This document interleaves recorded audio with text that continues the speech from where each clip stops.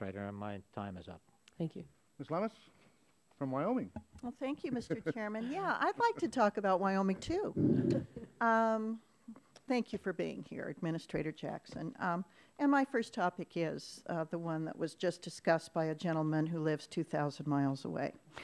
I would point out that in Wyoming, in that area, the Indians named the creeks around there Badwater Creek, Poison Creek, and it was only non-Indians that converted their language for those names, for those creeks, into English. They had their Arapaho and Shoshone names prior to that, but they meant the same thing. They meant Badwater Creek. They meant Poison Creek. And that's because the water in the area around Pavilion is bad water. So I want some yes or no answers to my first few questions. And I want to reiterate some of the caveats that you provided to the previous questioner. Did you find fracking fluid in the drinking water? No, not to my knowledge. Are you sure that you found fracking fluid in the groundwater? Based on, yes, based on multiple reviews and a weight of evidence proposal, but that is subject to peer review, and I've agreed to that. So saying sure, I would like to leave the door open to say that we'll do a full peer review on that. Didn't your own report say fracking may be responsible for groundwater contamination? So now you're sure, and in the report it was may? Okay, so I would say no, we're not absolutely 100% sure, but the report, based on weight of evidence and investigation, asserted that, and that will be subject to peer review. Okay, this one's yes or no, because I didn't understand what you just said about to the previous questioner. So I'm going to ask it this way. Will you commit to subjecting your draft report on groundwater contamination in Pavilion, Wyoming to OMB guidelines for highly influential scientific assessments?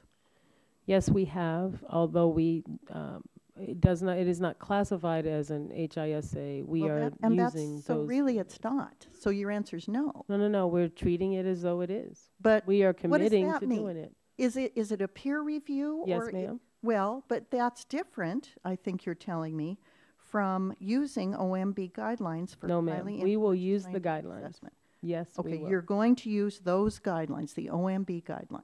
We are using the guidelines that are for a highly influential scientific assessment. Will you commit to use reviewers other than the 3 experts you used prior to releasing your draft, each of which had been linked previously to anti-fracking papers and studies? Will you commit to using as reviewers experts other than those that you used before that were linked to anti-fracking papers? I believe that the peer review requirements for under OMB are going to require that all reviewers are selected by a contractor to be free of any conflict of interest. So my belief is that they are going to drop out of that process. I do not personally pick them. That is part of the OMB circular.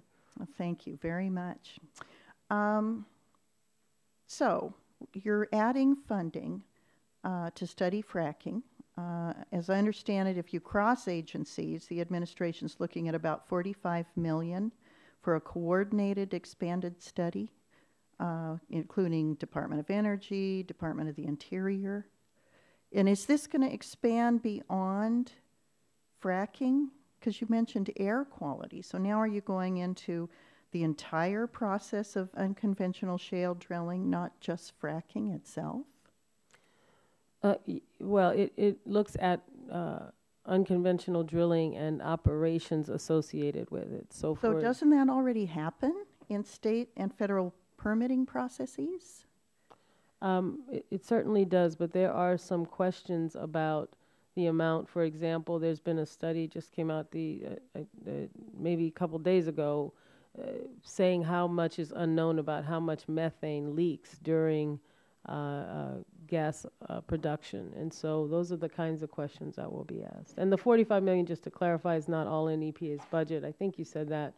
It's a total of 14 million in EPA's budget, including the amount that's for the study that's ongoing. Okay. Well, and I hope you'll recall that methane leaks naturally. Leaks in the ocean around Santa Barbara. Santa Barbara's just like bubbles coming up. I have a photograph of a 24/7 creek in Wyoming that burns.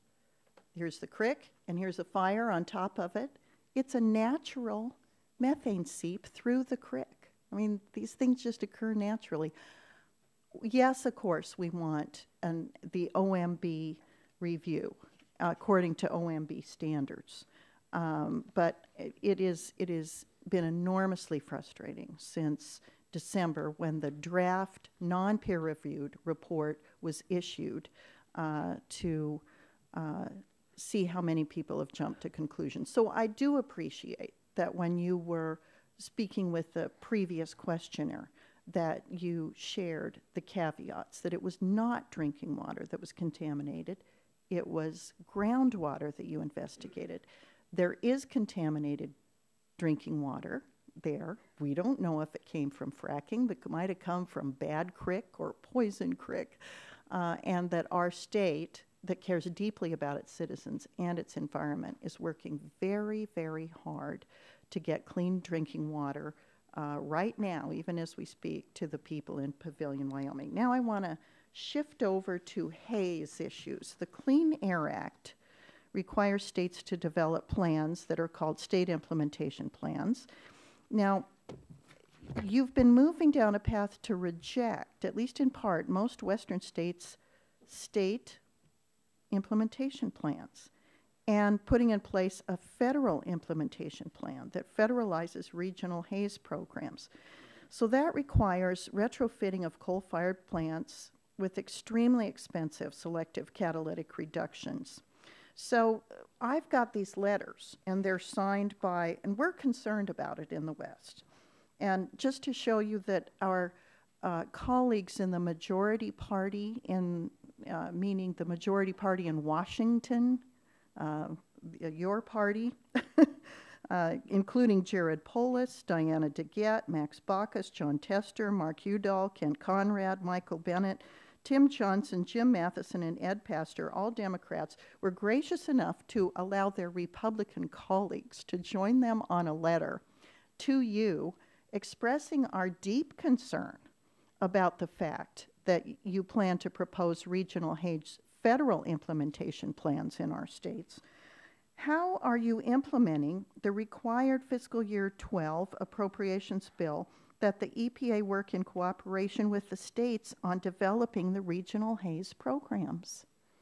Well, I'm not sure that it is accurate to say that we've made a decision with respect to Wyoming SIP submittals. We are under a consent decree that specifies that we have to sign an action on the regional haze SIP by May 15th of this year and sign a final action by October 15th. We've met numerous times with Wyoming DEQ about this issue. We will continue to consult closely with them as we work through our statutorily mandated responsibilities to review these. Well, I might remind you, Oklahoma and New Mexico have already been FIP'd. Their SIPs were rejected. You're FIPPing them. And Oklahoma filed suit against EPA over the issue. North Dakota is likely to be FIP'd today or tomorrow. Well, I think that rather than us speculate on what's going to happen with North Dakota, we should allow that process to continue because discussions there continue. I don't think it's accurate to say that most states have been FIP'd. Certainly in reviewing these plans. Has Oklahoma been FIP'd? Yes, it has. Has New Mexico? I do believe so. Is North Dakota going to be FIP'd?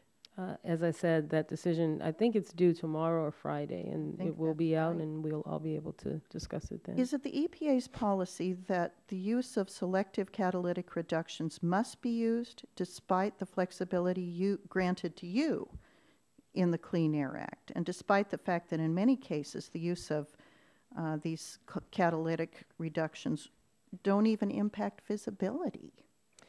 It's EPA's policy that best available retrofit control technologies be used. That does not necessarily mean that SCR be used. NCR is an option as well. Okay, Mr. Chairman, one more question?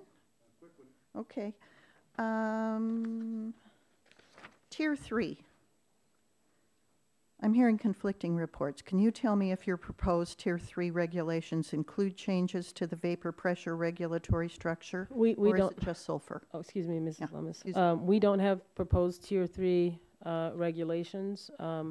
Those regulations are probably a year away from being final at the earliest. But to answer your question, no, the EPA has not been reviewing changes to the reed vapor pressure as part of the Tier 3 rules. Mr. Chairman, thank you, and thank you very much, Mrs. Jackson. I yield back.